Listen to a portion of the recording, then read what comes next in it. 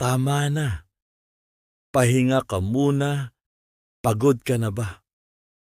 Pagod ng mag-isip, pagod ng maghintay, pagod ng pilit kontrolin ang lahat.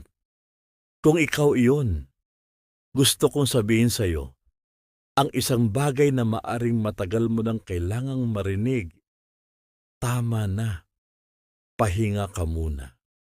Hindi dahil sumusuko ka, kundi dahil may Diyos na hindi napapagod na mag-alaga sa iyo. Pakinggan natin ang sinasabi ng salita ng Panginoon. Mga awit 4:8. Sa aking paghiga, nakakatulog ng mahimbing, pagkat ikaw, Yahweh, ang nag-iingat sa akin. Hindi hinihiling ng Diyos na akuin mo ang lahat ng problema. Inaanyayahan kanyang magtiwala. Habang ikaw ay nagpapahinga, siya ay patuloy na kumikilos. Sinasabi sa mga awit 121:3-4. Di niya ako hahayaang mabuwal, siya'y di matutulog, ako'y babantayan. Ang tagapagtanggol ng bayang Israel hindi natutulog at palaging gising.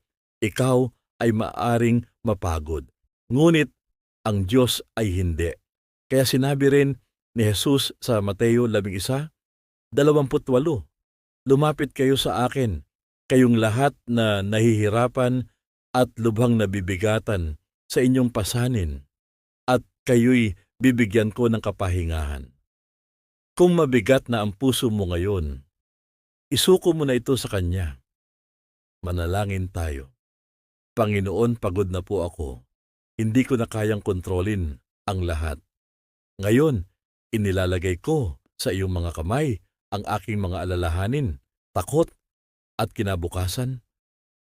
Turuan mo akong magpahinga sa iyong presensya at magtiwala sa iyong perpektong plano. Salamat dahil habang ako ay nagpapahinga, ikaw ang patuloy na kumikilos para sa aking ikabubuti. Sa pangalan ni Jesus, Amen. Tama na. Pahinga ka muna. Ang Diyos na ang bahala.